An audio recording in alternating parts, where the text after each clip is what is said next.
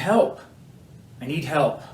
What seems to be the problem, young man? I can't seem to get along with people.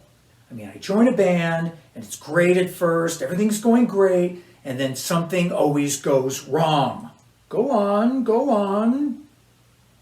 Well, in a nutshell, it's just people aren't good enough. People aren't good enough to play with me. I mean, look at me. I'm a kick-ass singer, I kick ass, and people aren't good enough to play with me. That's it. Your problem is obvious, young man. A blind man could see it.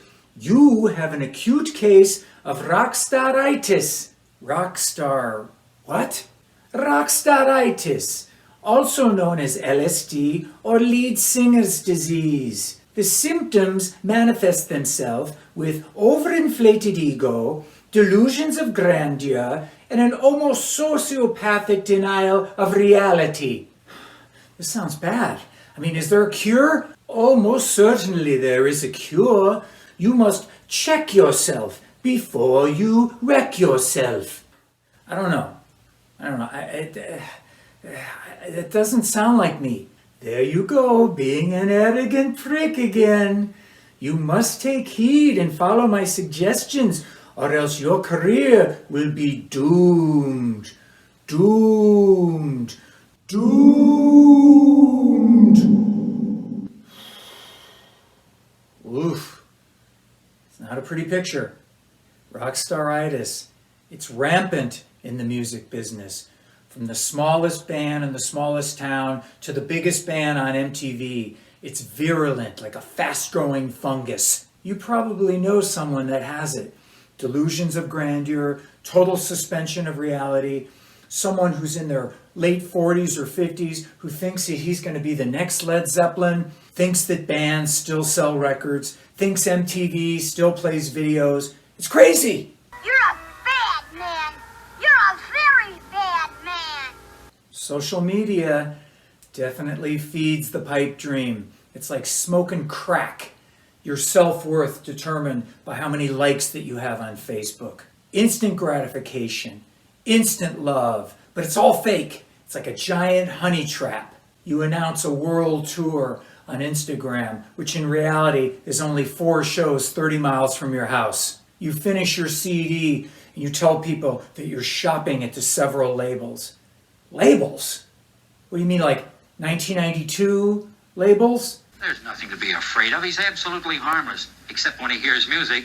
Then he goes insane.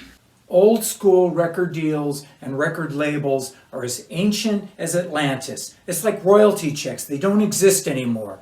Sorry, just keeping it real here. I've talked about this stuff in earlier episodes on J Pearl TV. How egos can destroy bands. They can even keep you from making it in the first place. I knew a band who had been slugging it out in the clubs for years, finally got their following, and then finally got a chance at the record deal. They were actually negotiating with the record company at the time, and the singer, unbeknownst to the band, went to the label by himself to try and strike a side deal. He wanted more money, he wanted a brand new Corvette. Well, what about the rest of the band, they asked. F those guys, man, I am the band. Could this have been a case of Rockstar-Itis? Yeah, I think so. Within days, the record company stopped taking the band manager's calls. The manager goes to the record company, and there he finds out the hard truth. The singer had f***ed it all up, not only for himself, but for the entire band. Was that Rockstar-Itis? Oh, yes. How would you like to be the bass player in that band?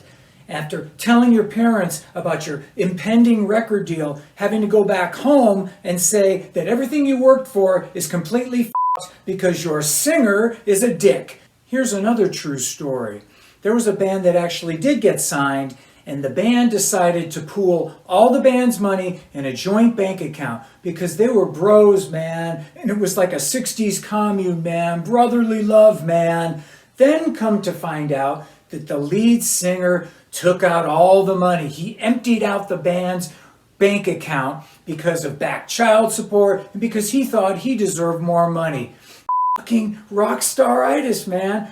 F*** those guys. F*** those lead singers. Except for me, of course. I was always cool. I knew guys that had a real shot at a record deal. They had record company interest and showcases, and they f***ed it up. They got really drunk the night before, and they lost their voice, and they lost their whole chance at a record deal. F***ed it all up. Gone. A great guitar player, brilliant, totally gifted, but a f***ing heroin junkie. He can't keep it together, no support structure. Poof! Career over in an instant. Rock is like that. There's bad luck and there's good luck, and it's weird. One night we were driving home from the whiskey after a gig, the band guys, and we were T-boned by a drunk driver who ran a stop sign. Skid was sitting in the front seat with his arm out the window, and had that car hit us just a few inches more to the right, it would have taken his arm clean off. Severed. No more band, no more blackout record, no more record deal, no more love-hate. Just like that. That's weird luck. An extinction level event like the dinosaurs, and poof, you're gone. This is the world of rock and roll, where there are rules and there are no rules. You can depth charge your career with a bad career move, or you can say something stupid on stage and it goes up on YouTube and your career's over. Totally f***ed. Or you can make a horrible video like that Billy Squier video. Take me in your arms. I don't like this. Roll me through the night. Ooh, I really don't like this. Take me to your heart. I hate this. Rock me tonight! Damn you to hell! Self-immolation by video. Do you know that horrible video has its own Wikipedia page? That's how bad it was. It sucks, because Billy Squier is a great songwriter. Could it have been, perhaps, Rockstar-Itis? I think so!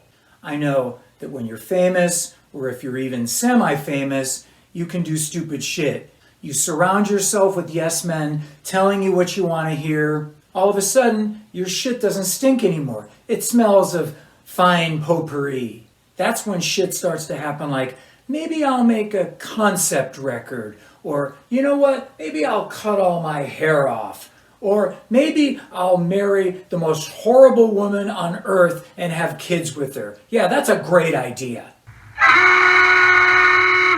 You're on tour and you're on the tour bus and you decide that you're going to start communicating with the rest of your band via paper post-its because, you know what, you need to go solo. You don't need those guys. That's what happens. Start listening to those sycophants and it's over. Turns out your shit does stink. It stinks like you've had a chunk of Whopper stuck in your colon since 1987. You are messing with the almighty forces of nature. And the rock gods will strike you down like Thor's hammer connecting straight to your nutsack. And that's a hangover that doesn't go away. It goes on forever. The knowledge that you single-handedly f***ed it all up. You f***ed it all up, son. Like Icarus of the Greek myths. You flew too close to the sun and you f***ed it all up.